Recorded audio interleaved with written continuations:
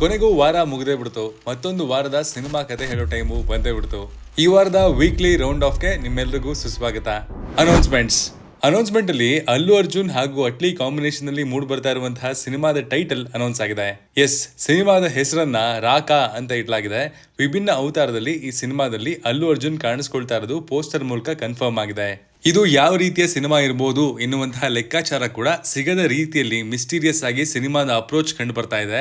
ಅದರಲ್ಲೂ ವಿಶೇಷವಾಗಿ ಅಲ್ಲು ಅರ್ಜುನ್ ಅವರ ಲುಕ್ ನಿಜಕ್ಕೂ ಕೂಡ ಇನ್ನಷ್ಟು ಗೊಂದಲಕ್ಕೆ ಬೀಳುವಂತಹ ರೀತಿಯಲ್ಲಿ ಪುಷ್ ಮಾಡುತ್ತೆ. ಸದ್ಯಕ್ಕೆ cinema super natural scientific fiction thriller ಅನ್ನೋದು ಗೊತ್ತಾಗಿದೆ. ಅಲ್ಲು ಅರ್ಜುನ್ ಅವರ ಲುಕ್ ಹೊರ ಬಂದಿದ್ದು ಈಗ ಎಲ್ಲರೂ ದೀಪಿಕಾ ಪಡುಕೋಣೆ ಅವರ ಲುಕ್ ಅನ್ನ ನೋಡೋದಕ್ಕೆ ಕೂಡ ಕಾಯ್ತಾ ಇದ್ದಾರೆ. ಕೆಲವೊಂದು ಮೂಲಗಳ ಪ್ರಕಾರ 700 ರಿಂದ 900 ಕೋಟಿ ರೂಪಾಯಿಗಳ ಬಜೆಟ್ ನಲ್ಲಿ ನಿರ್ಮಾಣ ಆಗ್ತಾ ಇದೆ ಹಾಗೂ ಹಾಲಿವುಡ್ ನ ಸಾಕಷ್ಟು ಟೆಕ್ನಾಲಜಿಯನ್ನ ಕೂಡ ಮೊದಲ ಬಾರಿಗೆ ಇಂಡಿಯನ್ ಫಿಲ್ಮ್ ಇಂಡಸ್ಟ್ರಿಗೆ ಪರಿಚಯಿಸುವಂತಹ ಕೆಲಸ ಕೂಡ ನಡೀತಾ ಇದೆ ಎನ್ನುವಂತಹ ಮಾಹಿತಿ ಇದೆ. ಸೋಲಿಲ್ಲದ ಸರದಾರ ಆಗಿರುವಂತಹ ಅಟ್ಲಿ ಹಾಗೂ ಎಲ್ಲರ favourite PAN Indian star combination ಯಾವ ರೀತಿಯಲ್ಲಿ ಬರುತ್ತೆ ಅನ್ನೋದನ್ನ ನೋಡೋದಕ್ಕೆ ಇಡೀ ಸಿನಿಮಾ ಜಗತ್ತು ಕಾಯ್ತಾ ಇದೆ. Big updates.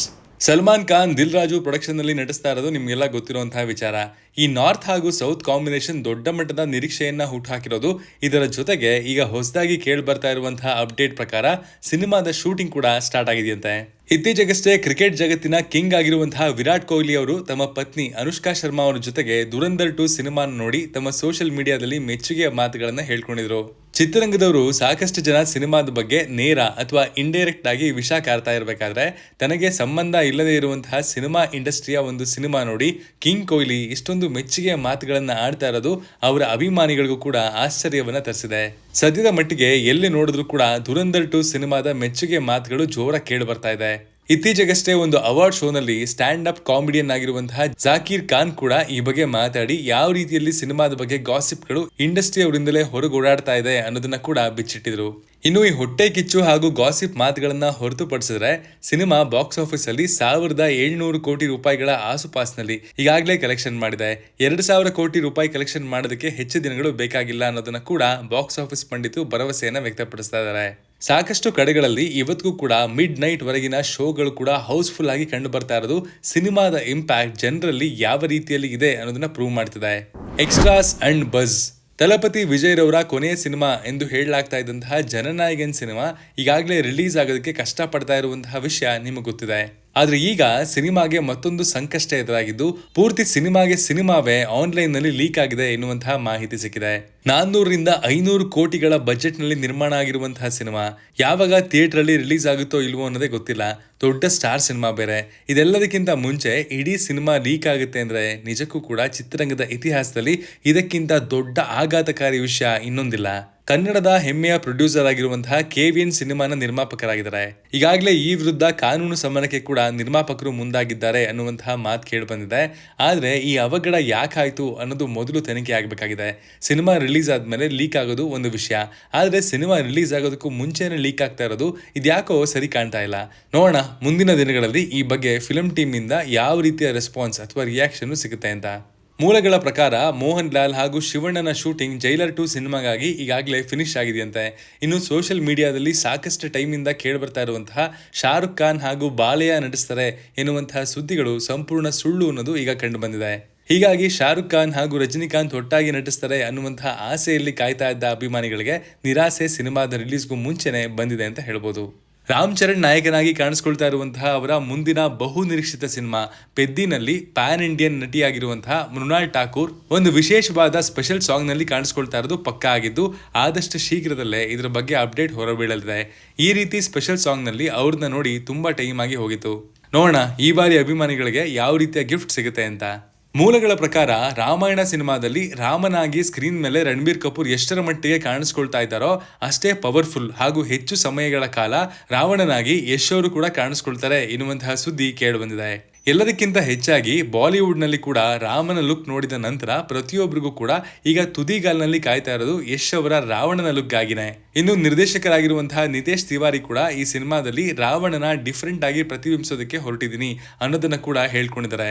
ರಾವಣ ಒಬ್ಬ ಶಿವಭಕ್ತ, ಸಂಗೀತಗಾರ, ಬುದ್ಧಿವಂತ, ಮೇಧಾವಿ ಅನ್ನೋದನ್ನ ಕೂಡ ಪ್ರತಿಯೊಬ್ರು ತಿಳ್ಕೊಳ್ಳಿ ಅನ್ನೋ ರೀತಿಯಲ್ಲಿ ಈ ಸಿನಿಮಾದಲ್ಲಿ ರಾವಣನ ಪಾತ್ರವನ್ನ ನಾನ್ ನಿಮ್ ಮುಂದೆ ತೋರಿಸ್ತಾ ಇದ್ದೀನಿ ಅನ್ನೋದನ್ನ ಕೂಡ ಹೇಳ್ಕೊಂಡಿದ್ದಾರೆ. ಪ್ರತಿ ಬಾರಿ ರಾವಣನನ್ನ ಒಬ್ಬ ಡಾರ್ಕ್ ಕ್ಯಾರೆಕ್ಟರ್ ಆಗಿಯೇ ಪ್ರತಿಯೊಂದು ಸಿನಿಮಾ ಹಾಗೂ ಧಾರಾವಾಹಿಗಳಲ್ಲಿ ತೋರಿಸಲಾಗಿತ್ತು. ಆದ್ರೆ ಈ ಬಾರಿ ಡಿಫರೆಂಟ್ ರಾವಣನನ್ನ ನಾವು ಟಾಪ್ ಕ್ವಾಲಿಟಿ ಸಿನಿಮಾದಲ್ಲಿ ನೋಡಬಹುದಾಗಿದೆ.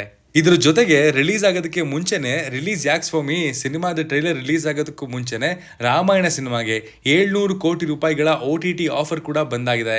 ಆದ್ರೆ ಫಿಲಂ ಟೀಮು 1000 ಕೋಟಿ ರೂಪಾಯಿಗಿಂತ ಕಡಿಮೆ ಡೀಲ್ ಮಾಡೋದಕ್ಕೆ ಒಪ್ತಾ ಇಲ್ಲ ಎನ್ನುವಂತಹ ಮಾಹಿತಿ ಸಿಕ್ಕಿದೆ. ಇದರಲ್ಲೇ ಗೊತ್ತಾಗುತ್ತೆ ರಾಮಾಯಣ ಸಿನಿಮಾ 4000 ಕೋಟಿ ರೂಪಾಯಿಗಳ ಬಜೆಟ್ ನಲ್ಲಿ ನಿರ್ಮಾಣ ಆಗ್ತಾ ಇದ್ರು ಕೂಡ ಅದರ ಮಾರ್ಕೆಟ್ ವ್ಯಾಲ್ಯೂ ಯಾವ ರೀತಿಯಲ್ಲಿ ಬಿಲ್ಡಪ್ ಆಗ್ತಾ ಇದೆ ಅಂತ. ಹಾಲಿವುಡ್ ಪ್ರೊಡಕ್ಷನ್ ಸ್ಟ್ರಾಟಜಿಗಳನ್ನ ಅರ್ಥ ಮಾಡ್ಕೊಂಡಿರುವಂತಹ ಪ್ರೊಡ್ಯೂಸರ್ ನಮಿತ್ ಮಲ್ಹೋತ್ರಾ ಖಂಡಿತವಾಗ್ಲೂ ರಾಮಾಯಣ ಸಿನಿಮಾದ ಮೂಲಕ ಗ್ಲೋಬಲ್ ಲೆವೆಲ್ ನಲ್ಲಿ ಇಂಡಿಯನ್ ಸಿನಿಮಾದ ರೆಪ್ರೆಸೆಂಟೇಟಿವ್ ಆಗಿ ಒಂದು ದೊಡ್ಡ ಮೈಲಿಗಲ್ಲನ್ನ ನೆಡ್ತಾರೆ ಅನ್ನೋದ್ರಲ್ಲಿ ಎರಡು ಮಾತಿಲ್ಲ.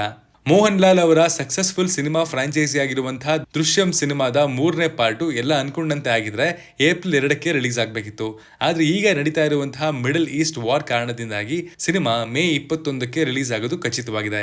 ಸಿನಿಮಾ ಪೋಸ್ಟ್ಪೋನ್ ಆಗಿದ್ರು ಕೂಡ ಅಮೆಜಾನ್ ಈ ವಿಚಾರದ ಕುರಿತಂತೆ ಒಂದು ನೋಟಿಸ್ ಹೊರಬಿಟ್ಟಿದೆ ಎನ್ನುವಂತಹ ಮಾಹಿತಿ ಸಿಕ್ಕಿದೆ. ಅದೇನಪ್ಪಾ ಅಂದ್ರೆ ಸಿನಿಮಾದ ಡಿಜಿಟಲ್ ರೈಟ್ಸ್ ಗಳನ್ನ ಪ್ರೊಡಕ್ಷನ್ ಹೌಸ್ ಸಂಪೂರ್ಣವಾಗಿ ಕಳ್ಕೊಂಡಿದ್ದು ಅದು ಯಾರಿಗೂ ಕೂಡ ಅಂದ್ರೆ ಅಮೆಜಾನ್ ಪ್ರೈಮ್ ಬಿಟ್ಟು ಬೇರೆ ಯಾವುದೇ ಸಂಸ್ಥೆಗೂ ಮಾರುವ ಹಾಗೆ ಕೂಡ ಇಲ್ಲ ಹಾಗೂ ಬೇರೆ ಸಂಸ್ಥೆಗಳು ಇದನ್ನ ಖರೀದಿಸುವ ಹಾಗೆ ಕೂಡ ಇಲ್ಲ ಎನ್ನುವಂತಹ ಲೀಗಲ್ ನೋಟಿಸ್ ಅನ್ನ ಜಾರಿಗೆ ತಂದಿದೆ. ಲೀಗಲ್ ಭಾಷೆಯಲ್ಲಿ ಹೇಳೋದಕ್ಕೆ ಹೋದ್ರೆ ತುಂಬಾ ಡೀಟೇಲ್ಡ್ ಆಗಿ ಹೇಳಬೇಕಾಗುತ್ತೆ. ಆದ್ರೆ ನೀವು ಒಂದೇ ವಾಕ್ಯದಲ್ಲಿ ಅರ್ಥ ಮಾಡ್ಕೊಳ್ಬಹುದು ಅನ್ನೋದಾದ್ರೆ ಸಿನಿಮಾದ ಪ್ರೊಡ್ಯೂಸರ್ ಬೇರೆ ಯಾವುದೇ ಕಂಪನಿಗೆ ಮಾರಾಟ ಮಾಡೋಂಗಿಲ್ಲ. ಇದನ್ನ ಅಮೆಜಾನ್ ಪ್ರೈಮ್ ಮಾತ್ರ ಓನರ್ ಆಗಿ ಮ್ಯಾನೇಜ್ ಮಾಡಬಹುದಾಗಿದೆ. ಖಂಡಿತವಾಗ್ಲೂ ಇಲ್ಲಿ ನಿರ್ಮಾಪಕರು ಹಾಗೂ ಅಮೆಜಾನ್ ಪ್ರೈಮ್ ನಡುವೆ ಏನೋ ಒಂದು ಎಡವಟ್ಟು ಆಗಿರೋದ್ರಿಂದಾಗಿನೇ ಈ ರೀತಿಯ ನಿರ್ಧಾರವನ್ನ ಹಾಗೂ ಲೀಗಲ್ ಕ್ರಮವನ್ನ ಅಮೆಜಾನ್ ಪ್ರೈಮ್ ತಂಡ ಮಾಡಿದೆ ಅನ್ನೋದು ಪಕ್ಕಾ. ಬ್ಲಿಂಕ್ ಸಿನಿಮಾದ ಯಶಸ್ಸಿನ ನಂತರ ಈಗ ಶ್ರೀನಿಧಿ ಬೆಂಗಳೂರು ಮತ್ತೊಮ್ಮೆ ಡೈರೆಕ್ಟರ್ ಆಗಿ ಮೋಡಿ ಮಾಡೋದಕ್ಕೆ ಬರ್ತಾ ಇದ್ದಾರೆ. ಆದ್ರೆ ಈ ಬಾರಿ ಸಿನಿಮಾದ ಮುಖೇನ ಅಲ್ಲ, ಬದಲಿಗೆ ವೆಬ್ ಸೀರೀಸ್ ಮುಖಾಂತರ. ಈ ಬಾರಿ ಅವರು ಡೈರೆಕ್ಟರ್ ಹಾಗೂ ರೈಟರ್ ಎರಡೂ ಜವಾಬ್ದಾರಿಯನ್ನು ಕೂಡ ಜೆರಾಕ್ಸ್ ವೆಬ್ ಸೀರೀಸ್ ಮೂಲಕ ನಿಭಾಯಿಸ್ತಾ ಇದ್ದು ಈ ವೆಬ್ ಸೀರೀಸ್ ಅನ್ನ ಡಾಲಿ ಧನಂಜಯ ತಮ್ಮ ಪ್ರೊಡಕ್ಷನ್ ಹೌಸ್ ಮೂಲಕ ನಿರ್ಮಾಣ ಮಾಡ್ತಾ ಇದ್ದಾರೆ. ಬ್ಲಿಂಕ್ ಕಂಟೆಂಟ್ ಮೂಲಕ ಪ್ರಾಮಿಸಿಂಗ್ ಡೈರೆಕ್ಟರ್ ಅನ್ನೋದನ್ನ ಶ್ರೀನಿಧಿ ಪ್ರೂವ್ ಮಾಡಿದ್ದಾರೆ. ಖಂಡಿತವಾಗ್ಲೂ ಜೆರಾಕ್ಸ್ ಕನ್ನಡ ವೆಬ್ ಸೀರೀಸ್ ಕ್ಯಾಟಗರಿಯ ಮಟ್ಟಿಗೆ ಪಾತ್ ಬ್ರೇಕಿಂಗ್ ಆಗಿರಲಿದೆ ಅನ್ನುವಂತಹ ಕಾನ್ಫಿಡೆನ್ಸ್ ಆಡಿಯನ್ಸ್ ನಲ್ಲಿ ಅದಾಗ್ಲೇ ಸ್ಟಾರ್ಟ್ ಆಗಿದೆ ಅಂತ ಹೇಳೋದು ತಪ್ಪಾಗಲ್ಲ. ಶ್ರೀನಿಧಿ ಬೆಂಗಳೂರು ಡೈರೆಕ್ಟರ್ ಆಗಿದ್ದಾರೆ ಅಂತಂದ್ರೆ ಖಂಡಿತವಾಗ್ಲೂ ಕಂಟೆಂಟ್ ಆರ್ಡಿನರಿ ಆಗಂತೂ ಇರಲ್ಲ. ಇತ್ತೀಚೆಗಷ್ಟೇ ಕಿಚ್ಚ ಸುದೀಪ್ ರವರು ಹೈದರಾಬಾದ್ ಏರ್ಪೋರ್ಟ್ ನಲ್ಲಿ ಸ್ಟೈಲಿಶ್ ಲುಕ್ ನಲ್ಲಿ ಕಾಣಿಸ್ಕೊಂಡಿದ್ರು. ಎಲ್ಲರೂ ಕೂಡ ಅವರ ಲುಕ್ ಹಾಗೂ ಏಜ್ ರಿವರ್ಸಿಂಗ್ ಮೋಡ್ ಬಗ್ಗೆ ಮಾತಾಡ್ತಾ ಇದ್ದಾರೆ. ಆದ್ರೆ ಕೆಲವು ಸಿನಿಮಾ ಸ್ಪೈಗಳು ಮಾತ್ರ ಹೈದರಾಬಾದ್ಗೆ ಹೋಗ್ತಾ ಇರೋದು ಕಿಚ್ಚ ಸುದೀಪ್ ರವರು ಕೇವಲ ಏರ್ಪೋರ್ಟ್ ನಲ್ಲಿ ಫೋಟೋಗೆ ಪೋಸ್ಟ್ ಕೊಡೋದಕ್ಕೆ ಮಾತ್ರ ಅಲ್ಲ, ನಿಜಕ್ಕೂ ಹೋಗ್ತಾ ಇರೋದು ರಾಜಮೌಳಿ ನಿರ್ದೇಶನದ ವಾರಣಾಸಿ ಸಿನಿಮಾದ ಶೂಟಿಂಗ್ ನಲ್ಲಿ ಪಾಲ್ಗೊಳ್ಳೋದಕ್ಕೆ ಅಂತ ಮಾತನಾಡ್ಕೊಳ್ಳೋದಕ್ಕೆ ಪ್ರಾರಂಭ ಮಾಡಿದ್ದಾರೆ. ಯಪ್ಪ, ಇಷ್ಟೊಂದು ಪೀಕ್ ಡೀಟೇಲಿಂಗ್ ಆದಿತ್ಯದಾರ್ ದುರಂಧರ್ ಸಿನಿಮಾದಲ್ಲಿ ಕೂಡ ಕಂಡು ಹಿಡಿದಿರಲಿಲ್ಲ ಅನ್ಸುತ್ತೆ. ಈ ಹದ್ದಿನ ಕಣ್ಣಿನ ವೀಕ್ಷಕರು ಇಮ್ಯಾಜಿನ್ ಮಾಡ್ಕೊಂಡಿರುವಂತಹ ರೀತಿಯಲ್ಲಿ ಕಿಚ್ಚ ಸುದೀಪ್ ಅವರು ಹೈದರಾಬಾದ್ಗೆ ರಾಜಮೌಳಿ ಅವರ ಸಿನಿಮಾದಲ್ಲಿ ಪಾಲ್ಗೊಳ್ಳೋದಕ್ಕೆ ಹೋಗ್ತಾ ಇದ್ದಾರೋ ಅಥವಾ ವಿಷಯ ಬೇರೆ ಏನಾದ್ರೂ ಇದೆಯಾ ಅನ್ನೋದನ್ನ ಮುಂದಿನ ದಿನಗಳಲ್ಲಿ ಕಾದು ನೋಡ್ಬೇಕಾಗಿದೆ. ಇದಾಗಿತ್ತು ಈ ವಾರದ ವೀಕ್ಲಿ ರೌಂಡ್ ಆಫ್. ಮುಂದಿನ ವಾರದ ಸಿನಿಮಾ ಸುದ್ದಿಗಳ ಜೊತೆ ನಾನು ನಿಮಗೆ ಮತ್ತೆ ಸಿಗ್ತೀನಿ. Signing off, Manu.